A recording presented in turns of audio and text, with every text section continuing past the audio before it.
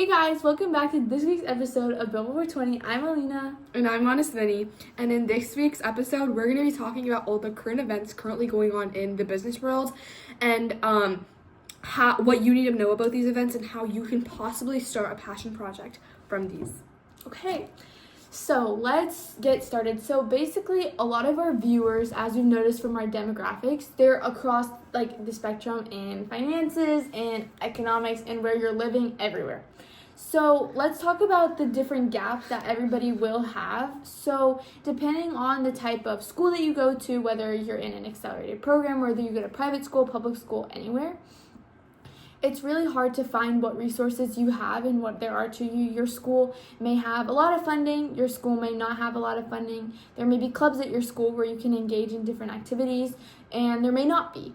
There's a lot of different things that everybody has. Everybody has a unique experience. Maybe you're busy taking care of your family or your house, or you have multiple jobs that you have to work, and that's completely fine. Just because you have a lot of things on your plate doesn't mean that you can't start something great. And I think that that's something really important that we all have to notice and that we all have to realize. So being able to find the time to be creative and understanding that you have potential, you have so much potential, is a great factor that we can have. Obviously, our literacy gap is something that our governments, our political spectrum is working towards fixing.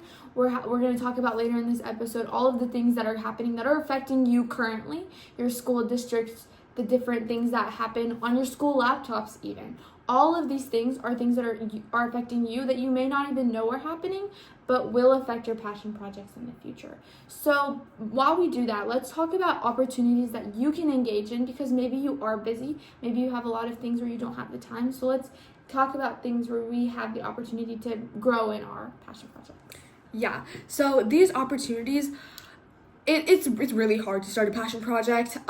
Getting that idea is one of the hardest parts. So a lot of people have already put programs into place to help with that. For example, the Harvard Student Agency's Case Comp. This is where you guys can solve live corporate tech cases for young entrepreneurs, and you can be judged by an experienced panel. There's also the Innovate Her Scholarship challenge that was recently launched to have females develop a business plan and implement it to be rewarded by scholarships, awards, and things like that. Another thing would be the UPenn Wharton Global Youth Investors Competition, which challenges financially gifted teens to take their part in understanding the market and learning the importance of risk and reward.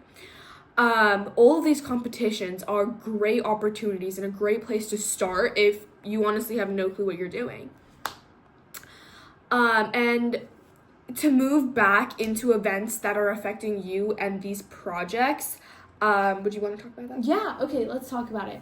But before we go into the politics of everything and things that are affecting you at your school, there is a huge demographic of people that don't realize the opportunities that they have around them. So if we encourage you to do one thing, it's to research, understand what your resources are, what opportunities that are in your community, because yes, we listed a lot of statewide things that are happening in our area, but there are so many things that are happening maybe in your local, in your region, in your state, everything.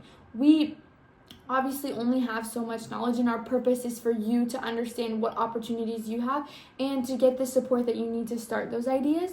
So being able to do that and understand where you're at, where your state is at, where your school district is at, all of those things are very, very important. So now let's move back into the events, like Manaswini was saying, about the types of projects that are being worked on by politicians, school districts, superintendents, all of the above. So the first thing that's happening is the graduation mandate wave. And it's basically where multiple, let's cut this out. Okay.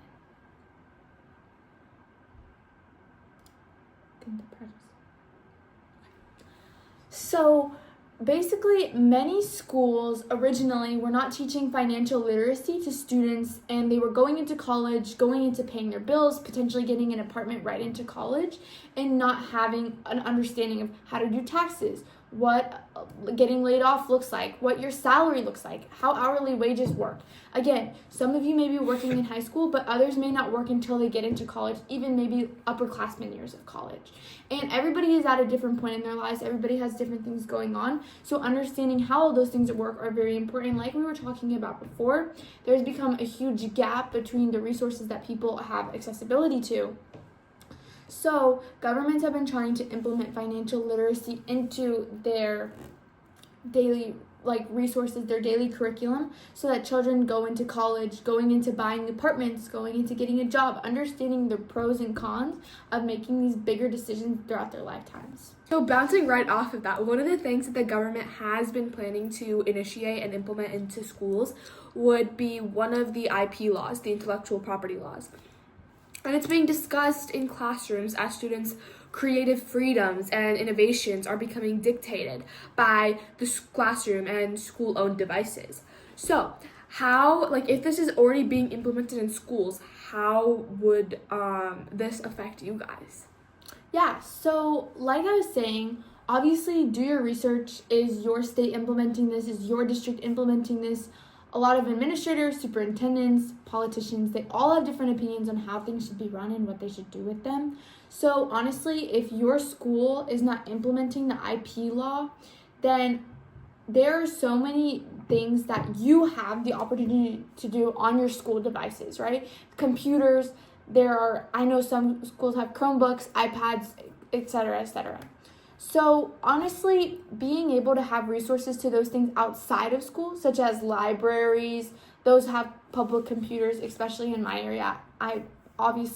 Probably most public libraries do now, considering the amount of technology that we have access to. And even if you don't, being able to brainstorm and come up with a solidifying idea of, hey, this is what I want to do in the future. Maybe I won't be able to implement it until college, but understanding that I have this passion, this is potentially a career I'd like to pursue, and I'd like to go after it. Those kinds of things, even though it may not be your personal property that you can expand on your school laptop, because intellectual property on your school laptop, obviously if the IP law is not being implemented, would be owned by the school. Understanding that you can build a foundation and it doesn't necessarily have to be produced at that single moment. We want to explain to you that being able to expand is okay. Starting in high school and expanding later is okay. So many people think that expanding a passion project and doing everything and reaching 250,000 people is what you need to do sophomore, junior year of high school. But understanding that passion projects really do come from the passion that you have and the things that you want to do is so important. And I think that even if that law is being implemented, it's not being implemented, start that foundation. Get those ideas, maybe even get those business posters out on social media. It's all part of how you move. Another thing that we also wanted to hit on for this episode that you guys should know is if you guys do take your passion and you create something so big, like create a community of people, like of thousands of people, right? One of the growing issues that have been going around with passion projects like those is who owns the ideas and the projects the students create at school. This is really important for students who create like apps and businesses and inventions, artworks, videos, all of those things as a school project and turn those into passion projects. Because all of those, if you're using your government-issued school computers, lab, software, and other resources, the newer intellectual property policies at schools and universities, when they're trying to clarify this, some people argue that it's the school's property, and some people argue it's whoever's created it property. So that is something to be cautious about as well. Yeah, and I think all of those things are super important, understanding that there are certain things. Building a passion project, I think if you're already deciding, you know it's not going to be easy. There are going to be many challenges, many things you have to think about. Is this right? Is this wrong? Can I get in trouble for this? Is this good? Is this mine? Etc. there's a lot of different things that can go wrong, but there's also a lot of things that can go right. And that's where the passion part of the passion project comes in, because if you don't care about something enough, that thing is not going to expand and it's not going to get better. The circumstances will always get harder. They're always going to get more challenging. But the question is, how do you work with those things and how do you make them better? Okay, so now let's talk about different things that make you void to being part of nonprofits. So one of the things that a lot of teens want to do is sometimes it's hard to start your own thing, and sometimes you want to become a part of something else. So a big thing that's been happening right now is if you are under 18, you are considered obviously a minor, and you would not be able to become into binding agreements with certain companies and organizations, actually many, because there are many conflicts and things that can go wrong considering minors in the way that they may or may not get in trouble for certain things. So people have been working against the fact that there should be an ability for people to have binding contracts under the fact that they would still be considered a minor and would face certain terms like that, but mostly for the fact that they would be able to bind into nonprofits and businesses and things like that. And this may not seem huge, but it is, considering the fact that when you have a passion project, it's very hard, especially as a teenager, to be taken seriously and to grow and expand your knowledge, your business, and have people donate money to you. Start those GoFundMes, those fundraisers, and have people attend when you're not seriously working with the company that is full-time, especially when you're in high school and you have homework. It's hard to make those fundraisers.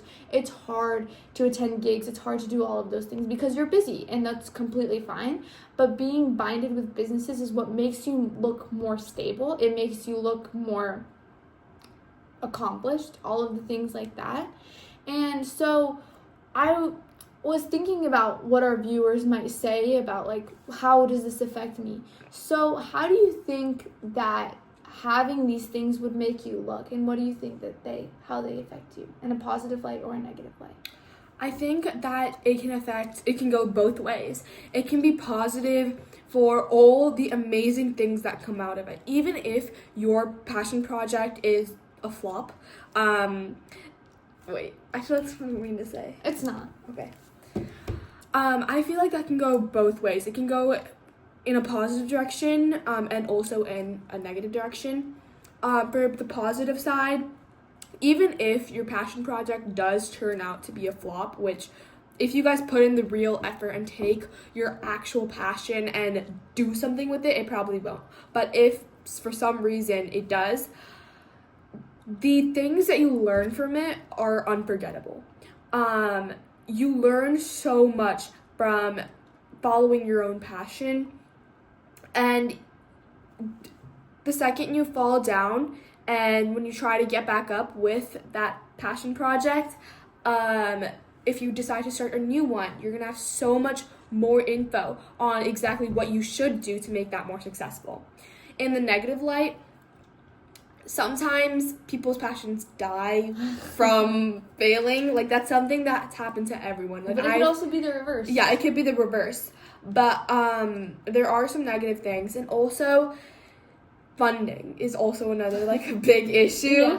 Yeah. For, like, small scale passion projects, you don't have $1 million to use. So getting that money and getting people to pay for that and fundraising is a very, very big issue as well. And don't be scared. Like, it's okay to reach out, and it's okay to do all of these things. And yes, like we were saying, it can affect you in a negative or positive light. But more oftentimes than not, as a teenager, there are going to be more negative things. You're not going to be able to do this because you're not 18. You're not going to know how to do this because you haven't been to college yet. People aren't going to take you seriously because you're too young. You're not going to get even recognized because you're too young. And all of those things happen, and you just don't understand why. You may quit. You may become more motivated and yet still fail. And I think that's a lot of the process and the character that you build, because if you are a passionate person dealing with all of these things, it becomes very important as to what you want to do. From our experience in this podcast, I know a lot of people that haven't taken us very seriously because we're just teenagers giving other teenagers advice. But there has been a big change in from where we started and where we are now. Our demographics have gone up. We've gotten people from all over the world to watch us talk. We've met amazing people and had the opportunity to speak to amazing people like Liz Rahman in one of our past interviews. So all of these together, like, it really does make a positive impact. Yeah, it one really way or does. another. So, throughout this entire episode, we've gone over all the political stuff, the current news, what's affecting you and why, and how you can get better. Well, guys, we hope that you learned a lot today, and we hope that we helped and did the most that we could. If you guys have any questions, please feel free to leave anything in the comments, and we'll be sure to answer you guys. We're so grateful for all of you and hope that all of you have an amazing rest of your week and that you'll come in and tune in for our next episode. Thank you guys. Bye.